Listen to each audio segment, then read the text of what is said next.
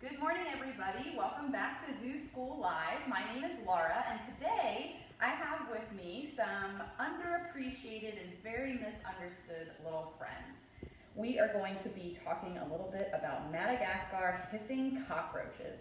Now, when people hear the word cockroach, they usually have a very distinct reaction of, ew, gross, no, because unfortunately we do have a species of cockroach that lives with humans. They've learned that humans create some messes and they come along and they take advantage of that. However, 99% of the species of cockroaches found on our planet do not live in human dwellings. They don't act as pests. Most of them are found in natural habitats like forests, and they're very important to our whole ecosystem. So hopefully you guys will learn to appreciate them a little bit more after you've met the ones we have with us today.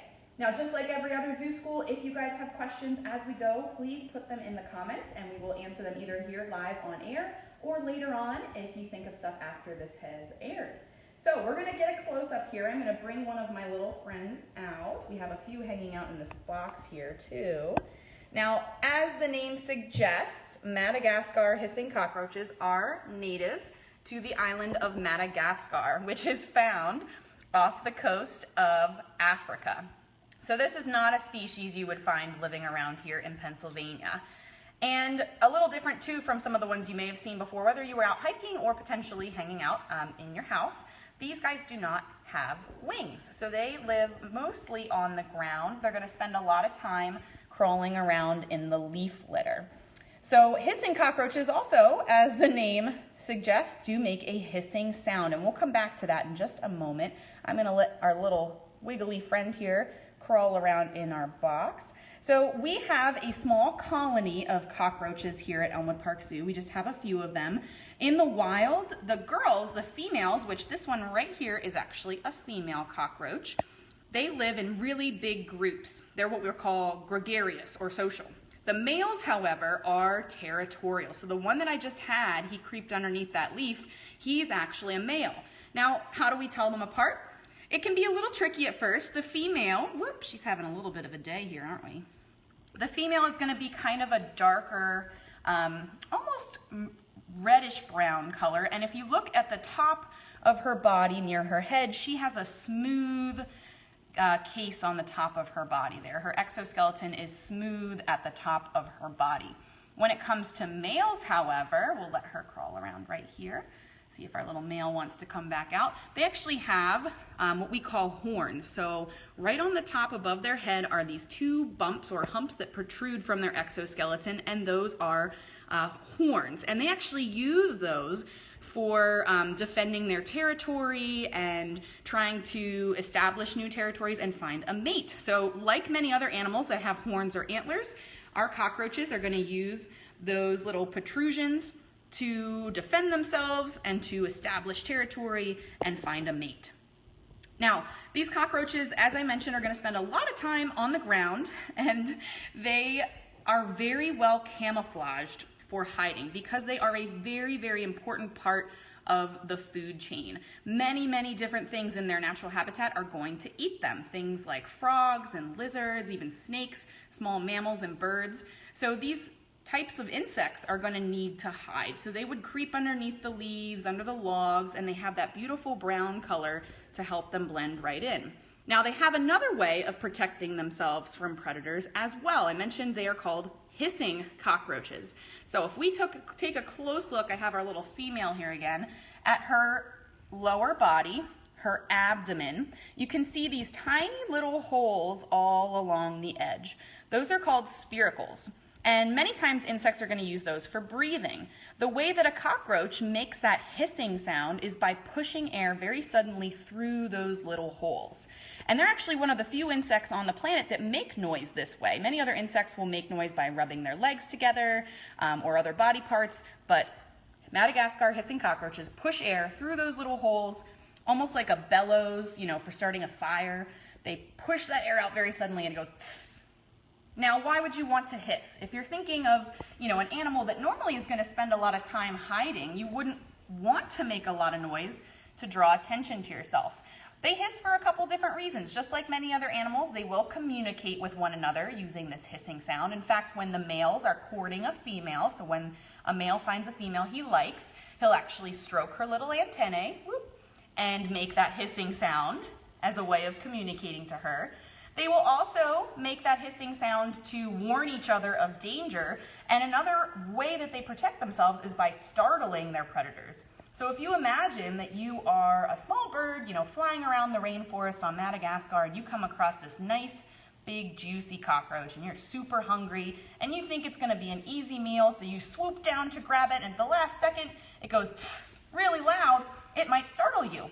And so that gives the cockroach a second to escape. So they use it not just for communication amongst each other, but also for protecting themselves and scaring away predators. Now, like other insects, Madagascar hissing cockroaches are covered with an exoskeleton. It's a pretty hard shell, so they don't have bones in their bodies. Their bones are kind of on the outside, and I actually have a cockroach exoskeleton we can kind of look at here. So this is from a cockroach that has shed. So they actually do molt or shed their old exoskeleton like many other insects. And they actually go through this process about 6 times in their life before they're full size. And you can see it's kind of just a hard shell, and it's made of chitin or chitin. Not too different from our fingernails. It's kind of a nice, hard, protective material. So not only does it keep them safe as far as their color goes, but it's also going to be nice and sturdy to keep their body together.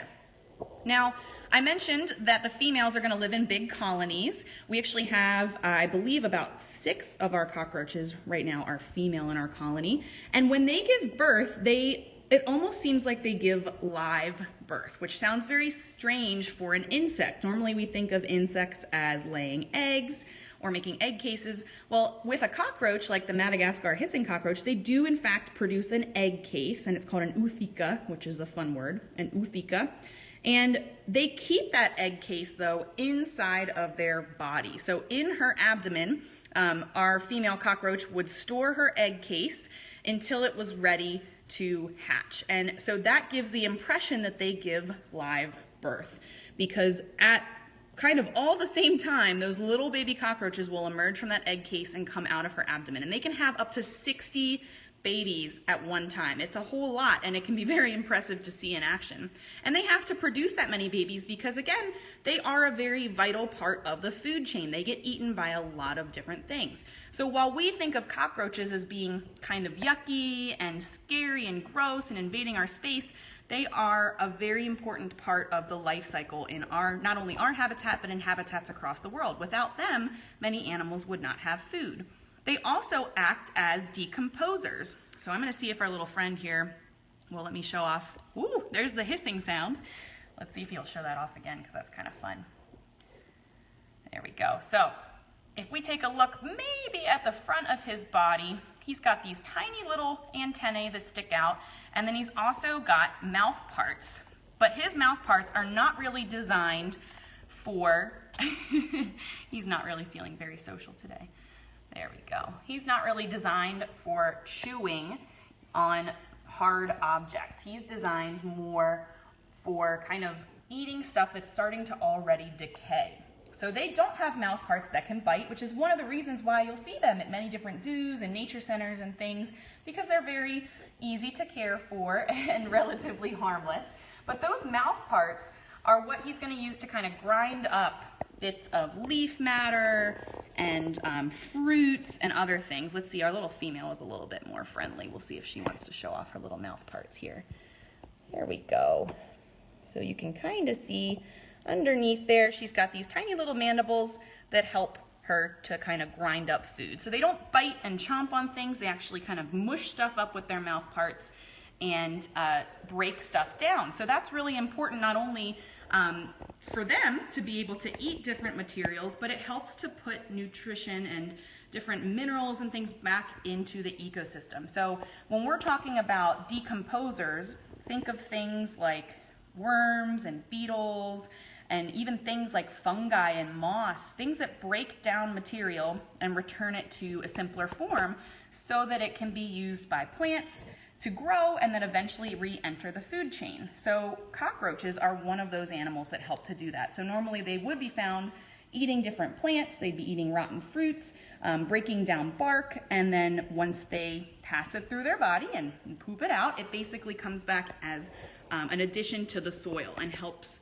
the next generation of plants to grow and the next generation of animals to grow as well. So they're very important in that way as well. They're helping to break down different materials and keep our ecosystems healthy. Now, we, as I mentioned, have a small colony here at the zoo. They can live, surprisingly, 2 to 5 years in the wild and sometimes a little bit longer in a zoo setting. It kind of depends on, you know, how healthy they are and things. We feed our cockroaches a mixture of lettuce and sweet potato and sometimes some bits of apple. So they eat really well here at the zoo. And we are going to be using them more frequently, hopefully soon, on program because not only are they, as I mentioned earlier, an easy animal to handle, they don't really bite, they don't fly, they can't really harm us in any way. They do have tiny little spikes on their legs, but that's mostly just to help them crawl around. It's not really for defense or anything like that. So they're an excellent animal for education. They also help to let people learn about species that are very misunderstood and usually not appreciated. And insects in general are an amazing group of animals. There are more insects found on this planet than any other type of animal. And a lot of those species are again, just not really appreciated for what they do. We've learned a little bit about butterflies recently, that help pollinate, and bees always get a lot of attention because they produce honey. But these less beautiful, in some eyes, and less charismatic bugs often go unappreciated and unnoticed, and they're just as important. So I'm going to see if we can kind of get another close look. This guy right here, you can kind of see the size difference a little bit. When they're born, they're pretty tiny, and they don't go through true metamorphosis like a butterfly or a moth would. They come out looking just like mom and dad, just much, much smaller. And again, they're going to grow about 6 times before they're the size of an adult cockroach. This one's a little bit more friendly. You can see they're pretty fast. So as much as you might think that cockroaches are an easy prey target, aside from the fact that they can hiss and protect themselves that way, they are very quick and very good at moving around. And I mentioned those tiny little spikes that are on their legs. That helps them to climb and navigate their habitat. So they're really good at climbing up on surfaces that might be slippery and hard to navigate for other animals. That helps them to get around in their habitat. All right, guys, I'm going to poke over and see if we have any questions. You guys can keep getting a nice close look at our cockroaches. Remember, if you think of any questions as we go, please drop them in the comments so we can answer them online. What do they eat? So Michaela wants to know, what do they eat? Great question. So they are herbivores, and they are primarily going to eat plant material. So think of if their habitat is the rainforest of Madagascar, that's going to be leaves that fall to the ground. It's going to be rotten fruits and flowers, maybe even a little bit of bark and things like that, some moss. So they are plant eaters. They are going to eat primarily those types of materials, and again, break them down into smaller bits so that they can be returned to the soil. Great question. How many eggs do they lay? From Michaela as well. Good question. So they can have up to 60 babies. That's a lot of cockroaches. Now here at the zoo, we have to be very careful to manage our colony because they can have so many babies, and we don't necessarily want to have a giant colony of hundreds of cockroaches. So we do keep some of our cockroaches separate or remove them if they've laid eggs and had babies, but they can have upwards of 60 babies at a time, which is quite a lot. Good questions today, guys. Make sure you drop them in the comments if you have any more. We can also come over here and take a look real quick before we sign off for the day at some other examples of insects. So insects, as I mentioned, are extremely important in a lot of different ways, and they're very different design from humans and other animals. So the general characteristics, if we're talking about an insect, they're going to have antennae on the top of their body, on the top of their head, and those antennae are going to help them to sense light and direction and things like that. They're also going to have 3 main body parts. They're going to have a head, a thorax, and an abdomen. Again, on our cockroaches, that abdomen is where that sound comes from their spiracles. Some insects are going to have wings, like our cicada examples we have here, butterflies, moths, bees. Sometimes they're going to have different colors and shapes depending on their habitat, but they're always going to have antennae, they're going to have 6 legs, they're going to have 3 main body parts, and they're going to have compound eyes as well, which is harder to see on our examples, but helps them to navigate their habitat in a way differently than us. They can see approaching predators much more quickly. They can find food sources like flowers and stuff, sometimes using UV light, which is pretty incredible. So insects come in all different shapes and sizes. And while they may not be everyone's favorite type of animal, because sometimes they look a little creepy or they might move a little funny, or we don't like finding them in our homes, each one of these insects has a very important role that they play in our habitat. And without them, the food chain, the food web would fall apart. Some insects are going to be decomposers, like our cockroaches. Some are going to pollinate plants. Some are going to even be pest control, like certain species of wasps that many people don't appreciate because we don't like to get into trouble with wasps. Those animals help to control crop pest populations and things like that. So these are all very valuable resources that insects provide for humans that often go unnoticed. All right, I'm going to see if we can pull one of our little friends up a little closer one more time. We can get a nice look at her little antennae moving.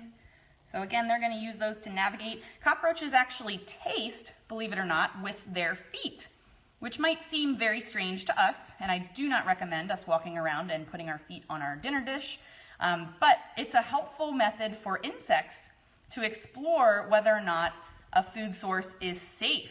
Much better to taste it with your feet and find out that it's toxic or does not taste good before you actually put it in your body. So it's a pretty awesome way to make sure you're eating things that are going to be good for you and not something that could accidentally hurt you. So again, this little female is a nice example of those antennae, those mandibles, those little mouth parts moving around, those 6 legs, and that nice 3-segmented body. All right, guys. Well, if you have any other questions, please feel free to put them in the comments and we'll come back to you later to talk more. I hope you guys at least learned a little bit about the cockroaches and maybe appreciate them slightly more than you may have in the past. Remember, all of these different animals that we're meeting, whether they're cute and cuddly and furry and feathery or a little bit less so, are very valuable and something worth protecting and learning about. Please tune in next Tuesday for another episode of Zoo School Live, and also please come out to visit us. This weekend is Boo at the Zoo. You can meet some creepy crawlies and less appreciated animals this spooky month, like frogs and snakes and tarantulas, and hopefully learn a little bit more about them and just enjoy a nice day at the zoo. All right, guys, thanks so much. We'll see you next week.